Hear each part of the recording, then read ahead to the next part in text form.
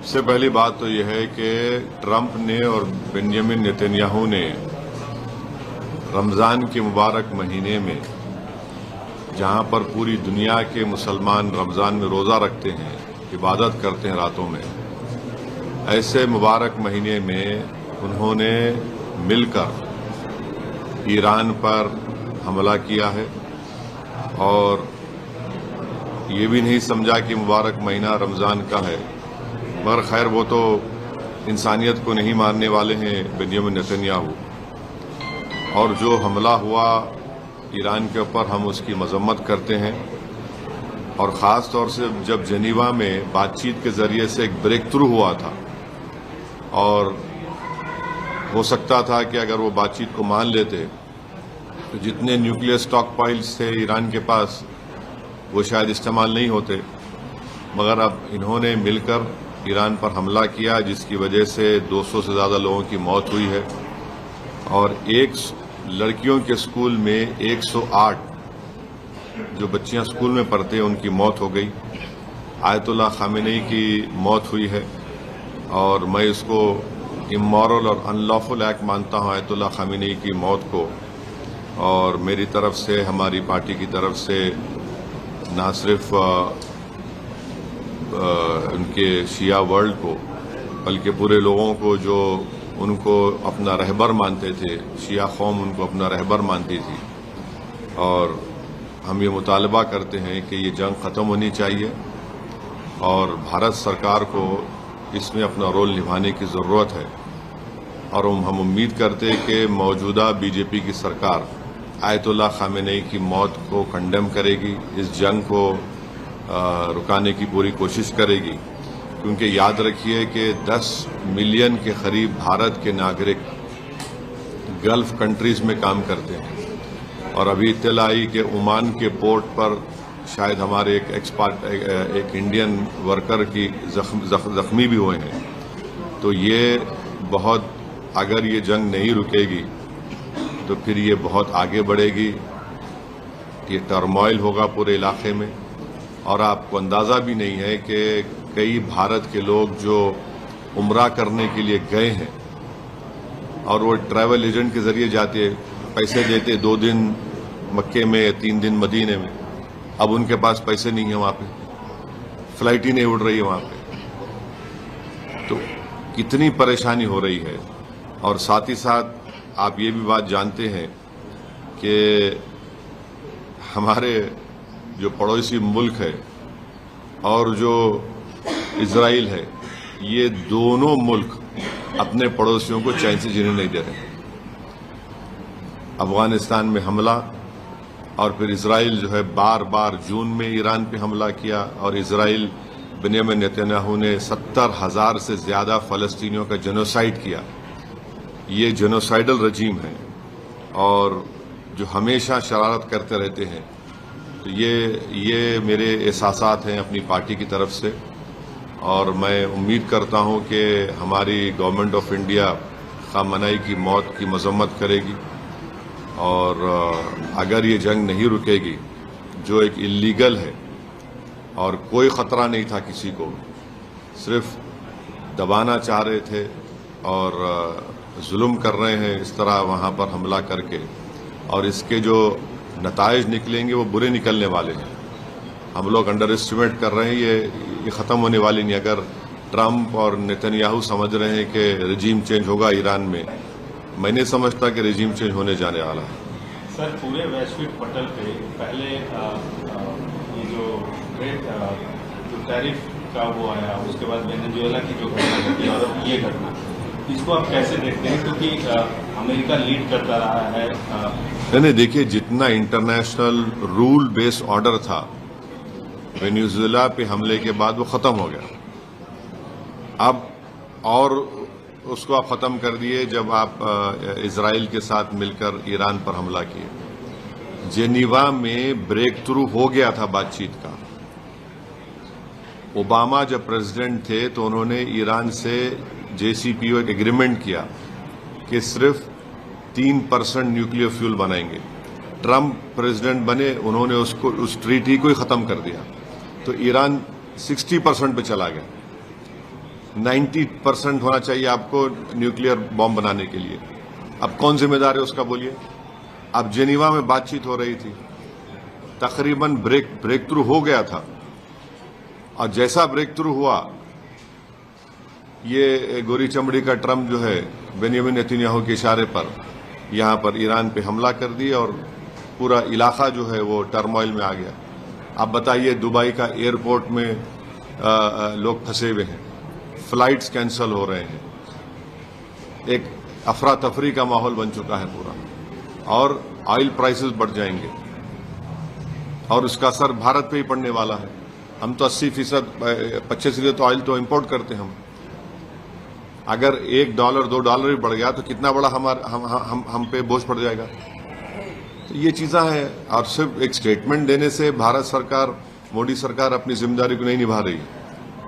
उनको ये पूरी कोशिश करना चाहिए। याद रखिए, अगर ये आग फैल गई जंग की, तो जाहिर है ये तमाम ममालिक में हमले हो रहे हैं, तो फिर इसका नुकसान भारत के ही उन करीब 1 करोड़ जो लोग मेहनत करते हैं वहां पर और अपने गाढ़े खून की कमाई से भारत को फॉरेन एक्सचेंज भिजाते, उनका मुस्तकबिल क्या होगा फिर।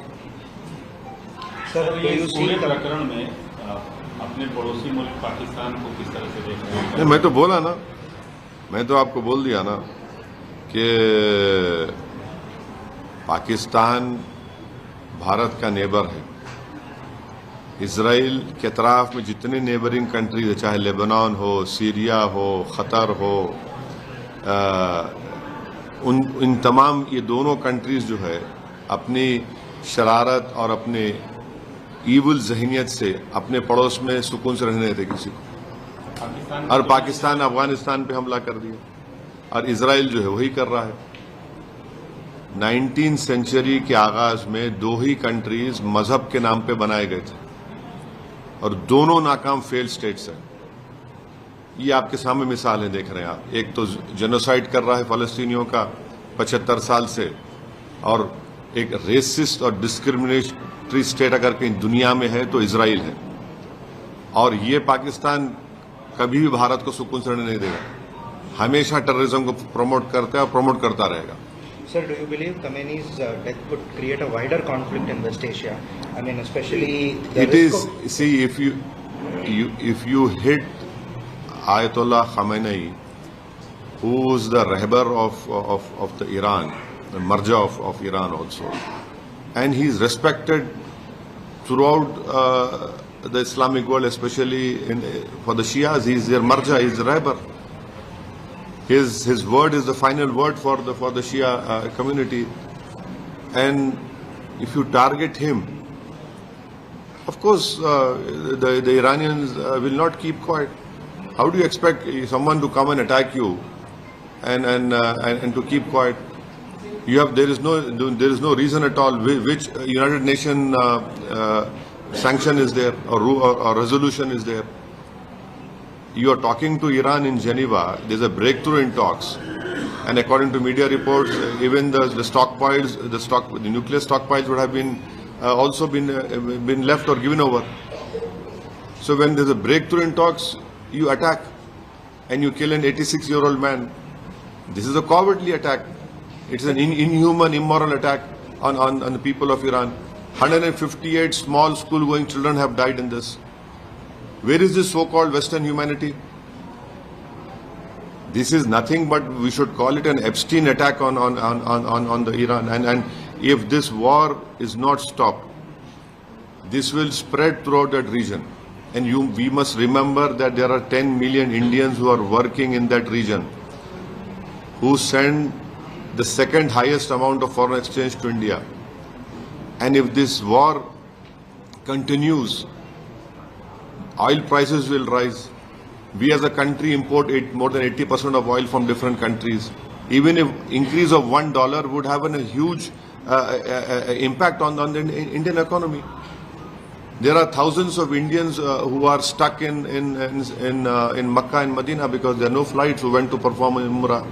There are hundreds of people who are stuck at the Dubai airport, various airports, whether it is Saudi Arabia or Oman. And right now we had heard that one expatriate Indian worker has been injured in Oman. So we hope that the government of India, the Prime Minister Mr. Modi, will play a role in stopping this war.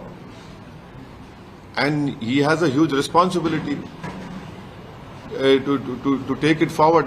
Because if this spreads, then there will be huge turmoil, there will be huge uncertainty, instability. And US has created that problem in Iraq, in so-called weapons of mass destruction, Libya civil war, Syria civil war, what is happening in Sudan, the world is seeing now. So Iran is a big country. These measures will not bring them a regime change over there. These people have been living under sanctions from last, 30 years, 35 years. So are you expecting, the Iranians to capitulate? I don't think so that will happen. Everyone has they have some sense of belonging. And they are a proud nation. So what do you think India's diplomatic stance should एक be? मशहूर खिलाड़ी हैं, हैदराबाद की बेटी है PV Sindhu, वो भी फंसी हुई हैं, आप उसके लिए कुछ अपील? अरे वो एक नहीं है ना, कई फंसे हुए हैं। वो तो मशहूर है, उन्होंने ट्वीट एक्स पे डाल दिया तो फौरन उन्होंने शुक्रिया अदा किया भारत की एम्बेसी का। मगर जो लोग फंसे हुए हैं आम भारत के नागरिक एयरपोर्ट पर, उनका क्या होगा बताइए? जिनके टिकट्स बुक हैं, बेचारे गरीब मजदूर हैं, उनके लिए 40-50 हजार टिकट लेना, उनके लिए तो खर्चे करके जाते हैं, फ्लाइट ही नहीं है, पूरे एयरपोर्ट्स बंद हैं। सिर्फ इसलिए कि इजराइल को अपना मकसद पूरा करना है। एक इजराइल की वजह से पूरे इलाके को आप आग लगा देंगे क्या? कि इनका दिल नहीं भरा? 70,000 फलस्तीनियों को की जान से मारने के, 35,000 बच्चे मारे गए उसमें। भारत के कई लोग उमरा करने गए, रमजान का महीना है, वहां फंसे हुए वो लोग। मेरे को कई फोन आ रहे कि हमारे पास पैसे नहीं, होटल वाले हमको बोल रहे दिन के 5,000 रुपए दो। कहां जाएंगे वो लोग? तो ये मौका है भारत के प्रधानमंत्री को अपने लीडरशिप स्किल्स को दिखाने का इंटरनेशनल लेवल पर। विश्व गुरु अगर हम बनना चाहते तो ये मौका है। सिर्फ बोलना नहीं, आप अपना रोल अदा करिए और इसको रुकाइए आप। इजराइल ने भारत के प्रधानमंत्री के विजिट को इस्तेमाल किया अपने जेनोसाइड को छुपाने के लिए और ईरान पर हमले को छुपाने के लिए। मैं फिर से कह रहा हूं, इस हमले से भारत का कौन सा नेशनल इंटरेस्ट सर्व हुआ बताइए? हमको तो नुकसान हो रहा है हर एतबार से। हैदराबाद एयरपोर्ट पे फ्लाइट से नहीं उड़ रहे जो लोग बाहर जाना चाह रहे। किसका नुकसान हो रहा है? देश का नुकसान हो रहा है ना इसमें। 10 मिलियन लोग वहां पर हैं। कितना सेकंड हाईएस्ट फॉरेन एक्सचेंज आता है हमको। क्या होगा फिर उसका? ऑयल की कीमत बढ़ गई, क्या होगा फिर उसका? तो ये खाली स्टेटमेंट देने से और रेजिम चेंज की अगर कोशिश कर रहा है नेतन्याहू, तो नहीं होने वाला। सर, नेतन्याहू ने एक ट्वीट किया। हाँ, नेतन्याहू ने ट्वीट किया और ट्वीट में वो अपडेट कर रहे हैं अमेरिकी प्रेसिडेंट को और उनके सामने एक सेकेंड वर्ल्ड वॉर की बुक रखी हुई है। हाँ, तो ये अगर ये क्या हम वर्ल्ड वॉर 3 देखना चाह रहे हैं क्या? हम वर्ल्ड वॉर 3 देखना चाह रहे हैं क्या? बोलिए आप। अगर ये फैलेगा तो फिर एक के बाद एक तो फिर तो हालात हाथ से निकल जाएंगे ना। क्या वर्ल्ड वॉर 3 देखना चाह रही दुनिया? तो फिर ये तो उसी रास्ते पे ना चल जाए, खुदा ना खासा। So what do you think India's diplomatic stance should be? Condemn, mediate, or first of all, you see, the Israelis deceived us by calling the Prime Minister to visit Israel at such a wrong time. It was unwise of the Prime Minister to even go to Israel despite knowing what is happening in that whole area. They deceived the Prime Minister, they deceived 133 crore Indians, and then they do this drama of giving an award in Knesset which was never given. It was just created that time. And then to cover up their own genocide of Palestinians and to ensure that India is, to tell the message that India is standing with Israel in vis-a-vis attack on Iran. How is that possible? So we hope that the government of India will condemn this assassination of Khamenei and we must play an important role to stop this war. We have more to lose. You know, you have 10 million Indians living in that area. Of course, we have good relations with everyone, but that is also another responsibility on us. So how do you see the narrative of freeing Iran by this death of Khamenei? That's what the US and... What is this freeing? How can any country interfere in other countries' matters? So tomorrow anyone can come and attack any country. Okay, we don't like this this person heading the country, we'll attack him. Who are you to decide? Israel is the only racist state in this world right now, wherein, I'll tell you one example only. Can you imagine that you have two roads, one for the Israelis and one for the Palestinians? How can there be two roads? And Palestinians include even Christians also, not only Muslims. Many Christians have also died in this genocide in Gaza. The churches have been demolished to the bombardment. So this is how can you free a country? Who are you to free a country? You did this in Iraq, weapons of mass destruction. What happened over there? Led to the death of 2 million children over there. You did the same thing in Libya. There's civil war in Libya, Syria, now Sudan. Do you want civil war in every place? Is this what these powers want? Sir, आपने international हवाले से बात की. अगर हिंदुस्तान की बात कर लिया जाए, यहाँ पे एक मुस्लिम समाज रहता है, उसके नब्ज को, उसकी चीज़ों को आप पहचानते हैं, उसके लीडर भी हैं उस कम्युनिटी से. क्या हमारे अंदर, भारत के अंदर क्या असर पड़ सकता है? किस तरह की फीलिंग आएगी? नहीं, सवाल देखिए मुसलमान, हिंदू, ईसाई का नहीं है. सवाल यह है कि हमारी 80 साल की फॉरेन पॉलिसी की जो लेगेसी है, अफसोस के साथ कहना पड़ रहा है कि नरेंद्र मोदी उसको कमजोर कर दिया. हम हमेशा न्यूट्रल थे इन मामलात में, और न्यूट्रल बिल्कुल थे, सबको मालूम था. आप इजराइल को विजिट करके और आपके विजिट के खत्म होने के बाद इख्तिलाफ, फौरन हमला हो गया. तो ये सवाल ये देखिए, भारत की जो 80 साल की फॉरेन पॉलिसी लेगेसी थी, उसका क्या होगा? सवाल यह है कि 10 मिलियन जो भारत के लोग इन गल्फ कंट्रीज में काम कर रहे हैं, इजराइल में भी है, ईरान में भी है, उनका क्या होगा? क्या होगा उन लोगों का? अब फंसे हुए हैं लोग. सर, मैं डोमेस्टिक जो अपना देखिए, डोमेस्टिक में हर इंसान जिसके दिल में सच्चाई को मानता है, जो इंसाफ पसंद है, वो मजम्मत करेगा इस अटैक की. आप होते कौन है? आप जेनीवा में बातचीत कर रहे हैं और ब्रेक थ्रू हो गया टॉक्स में, और आप हमला कर देते. इजराइल बोल रहा है बोल के. आप जीत कर आते इलेक्शन. ट्रंप क्यों जीत कर इलेक्शन के कोई फॉरेन इंटरवेंशन नहीं होगा, वॉर्स नहीं होंगे, और आप कर दिए. जून में कर रहे, या फिर कर रहे आप. रजीम चेंज कैसे होगा बताइए? आप होते कौन रजीम चेंज करने वाले? यानी आप वेस्टर्न वर्ल्ड अगर बोलेगा कि नहीं ये खराब है तो खराब हो जाएगा क्या? आप कौन होते भाई? आप यानी ये आप बोलेंगे ये काला है, ये गोरा है, ये पीला है, तो हम कबूल कर लेंगे क्या? तो फिर इसका तो मतलब फिर जो ये तो कुछ भी करेंगे, कहीं पर भी कुछ भी करेंगे, और किए हैं, नुकसान उठाए हैं सब लोग. यकीनन आयतुल्लाह खामेनेई के इस मौत से सबको सदमा भी है, और मैं इसको इमोरल और अनलॉफुल मानता हूं. और खास तौर से जो शिया लोग हैं, उनके लिए रहबर है, उनके वो मरजा हैं, उनके लिए तो बड़ी तकलीफ दे बात है. हमारे लिए भी उनके लिए ज्यादा तकलीफ दे बात है. ये कहना चाहते हैं कि हिंदुस्तानी अवाम में इस चीज को लेकर गुस्सा है. देखिए, जो इंसाफ पसंद होगा, जो भारत की 80 साल की फॉरेन पॉलिसी को फख्र से देखता है कि हम इन मामलात में न्यूट्रल थे, तो यकीनन उनको तकलीफ होगी.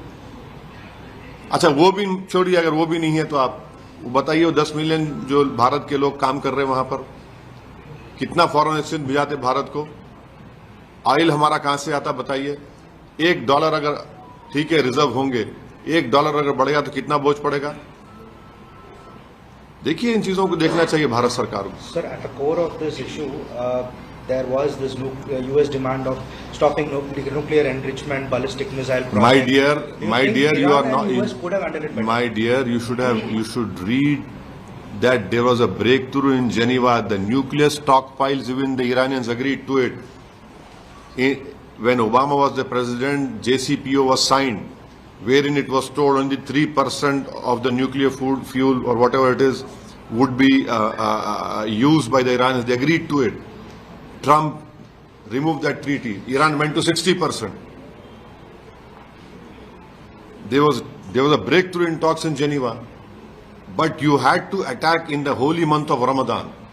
That is also very unfortunate that it has happened. It has to happen in the month of Ramadan when all the Muslims are fasting. Okay, thank you, sir.